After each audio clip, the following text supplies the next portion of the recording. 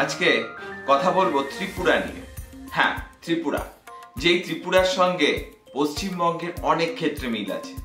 যেমন সেখানে বাংলা ভাষাভাষী মানুষ বসবাস করেন, যেমন সেখানেও একটা দীর্ঘ বাম শাসনের একটা ইতিহাস রয়েছে, ঠিক তেমন ভাবেই ত্রিপুরাতেও পশ্চিমবঙ্গের মতোই নির্বাচনে ছাপ্পা, বুথ দখল, রিগিং অর্থাৎ গণতন্ত্রকে কবর দেওয়ার অভিযোগ ওঠে বারবার শাসকের বিরুদ্ধে।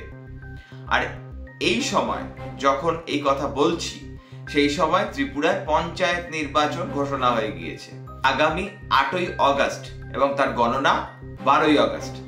কিন্তু মনোনয়ন পর্ব যেদিন শেষ হচ্ছে বা প্রত্যাহারের দিন যেদিন শেষ হচ্ছে, তারপরে যখন চিত্রটা সামনে আসছে, তাতে দেখা যাচ্ছে যে ত্রিস্তর পঞ্চায়েতে, অর্থাৎ পশ্চিমবঙ্গে যেমন আছে ঠিক ত্রিপুরাতেও তেমন, পঞ্চায়েত সমিতি এবং গ্রাম পঞ্চায়েত, এই ত্রিস্তর পঞ্চায়েতের মোট 6,889টি আসনের মধ্যে 4,805টি আসন বিনা প্রতিদ্বন্দ্বিতায় জিতে নিয়েছে ত্রিপুরার শাসক দল ভারতীয় জনতা পার্টি। অর্থাৎ 71% আসন বিনা প্রতিদ্বন্দ্বিতায় জিতেছেন বিজেপির প্রার্থীরা। কোন বিজেপি? যেই বিজেপি কিনা পশ্চিমবঙ্গে বিরোধী দল এবং পশ্চিমবঙ্গে শাসক তৃণমূল কংগ্রেসের দ্বারা তৈরি হওয়া যে সন্ত্রাস বা গণতন্ত্রহীনতার যে পরিস্থিতি, তার বিরুদ্ধে সরব যারা, সেই বিজেপি ত্রিপুরায় বিনা প্রতিদ্বন্দ্বিতায় 71% আসন জিতে নিচ্ছে। এবার আপনি বলতেই পারেন, হ্যাঁ, বিরোধীরা লড়াই করার মতো শক্তি নেই, তাই এটা হয়েছে, ইত্যাদি ইত্যাদি।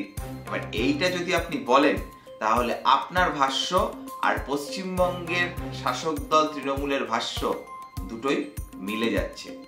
মানে ধরুন, আপনি যদি গণতন্ত্রের প্রশ্নে তৃণমূলকে সমালোচনা করেন এবং সমালোচনা করে বিজেপিকে বিকল্প হিসেবে স্থির করেন যে বিজেপি তৃণমূলের বিকল্প, তাহলে আপনাদের একটু ত্রিপুরার চিত্রটা দেখা উচিত এবং বিবেচনা করা উচিত যে ত্রিপুরাতে বিজেপি যে কাজটা করছে সেটা কিন্তু পশ্চিমবঙ্গের তৃণমূলের কাজেরই একেবারে হুবহু অনুকরণ।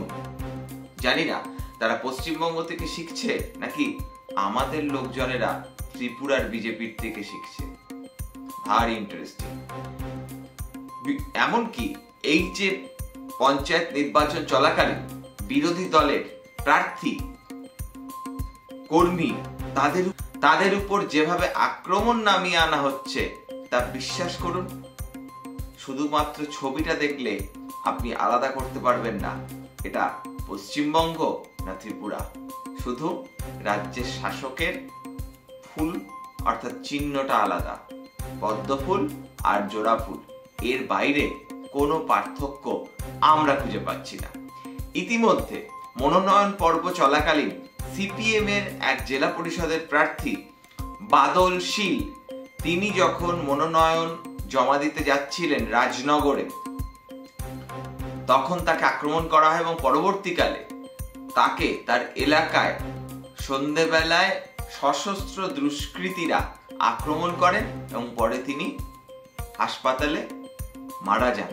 অর্থাৎ সিপিএম এর জেলা পরিষদ প্রার্থী ইতিমধ্যে খুন হয়ে গিয়েছেন এবং প্রতিনিয়ত বিরোধী দলের কর্মী, এজেন্ট, প্রার্থী, তাদের উপরে আক্রমণের খবর তো আসছেই। অর্থাৎ এই মুহূর্তে ত্রিপুরায় যে মাত্র 29% আসনে প্রতিদ্বন্দ্বিতা হচ্ছে পঞ্চায়েতের 3 স্তর মিলিয়ে, সেখানেও আগামী 8ই অগস্ট কিরকম ভোট হতে চলেছে সেটা আপনারাও বুঝতে পারছেন, আমরাও বুঝতে পারছি। একই সঙ্গে এটা মাথায় রাখতে হবে, পশ্চিমবঙ্গে বিনা প্রতিদ্বন্দ্বিতায় শাসকের জয়ের যে ফিগার, সেটা সব থেকে বেশি ছিল 2018 সালে। তৃণমূল কংগ্রেস 34% আসনে বিনা প্রতিদ্বন্দ্বিতায় জিতেছিল, তাতে আমাদের ত্রাহি ত্রাহি রব উঠে গিয়েছিল। আর 2023 সালে তৃণমূল জিতেছিল ওই কম বেশি 12% আসনে।